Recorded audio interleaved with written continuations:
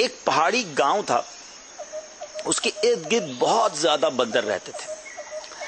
جانوروں کا ایک تاجر وہاں پہنچا اور اعلان کر دیا کہ وہ گاؤں والوں سے ایک بندر 100 روپے میں خریدے گا۔ گاؤں والوں کے مزے آ گئے، بندر ہی بندر تھے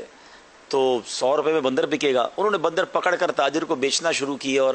اس تاجر نے 1000 بندر جو ہے وہ خرید لیے 100 روپے میں۔ اب اس نے اعلان کیا کہ اب 200 روپے کا بندر خریدوں گا، کیونکہ اب بندر کم نظر آنے لگے تھے، ڈیفیکلٹ ہو گیا تھا، مشکل ہو گیا تھا تلاش کرنا۔ لوگوں نے بڑی کوشش کی اور 120 بندر اور ڈھونڈ لیے، 200 روپے میں بیچ دیے۔ اس کے بعد اس نے کہا کہ اب میں ذرا کہیں کام سے جا رہا ہوں، بندر بھی تھوڑے کم نظر آ رہے ہیں، آپ ڈھونڈ کے رکھیں، میں ان بندروں کو 5 دن بعد آؤں گا اور 500 روپے میں فی بندر خریدوں گا۔ سارے لوگ کوشش کرنے لگے کہ بندر پکڑے جائیں، لیکن 2 دن کے اندر صرف 9 ہی بندر وہ پکڑ سکے، کیونکہ اب بندر ہی کم ہو گئے تھے، اتنے ڈھونڈ ڈھونڈ کے پکڑ کے دے دیے تھے تاجر کو۔ اب جو تاجر نے اپنا ایک ملازم رکھا تھا نا، بندر اس کے پاس 1120 بندر موجود تھے، وہ گاؤں والوں کے پاس آیا اور کہنے لگا کہ دیکھو 5 دن بعد وہ تم سے 500 کا خرید لے گا، ایسا کرو مجھ سے سارے بندر تم 350 روپے میں خرید لو۔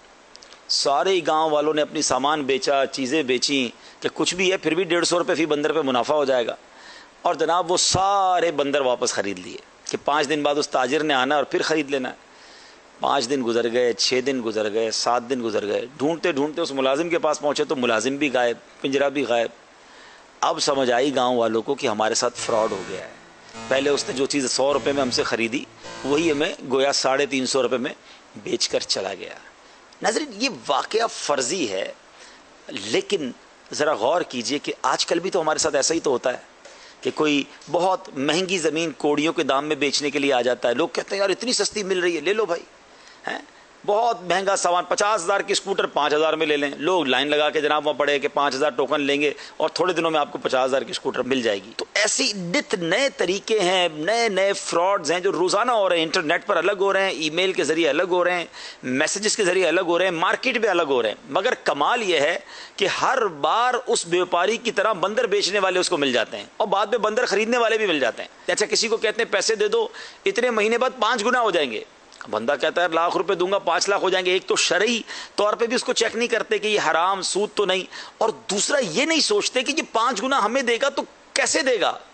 کوئی سونا یا تیل نکل آیا زمین سے، نہیں سوچتے لوگ۔ اچھا، پھر وہ لوگ کیا کرتے ہیں، پہلے کچھ لوگوں کو منافع دیتے ہیں اور پھر وہ لوگ دوسروں کو بتاتے ہیں، یعنی گویا وہ ان کے ایجنٹ بن جاتے ہیں۔ تو خدا را ہمیشہ یاد رکھیں، جو ایکسٹرا آرڈنری نفع اور عام مارکیٹ سے ہٹ کے سستی چیز بیچنے آ گیا، اور اتنی سستی کہ عقل کام نہیں کر رہی،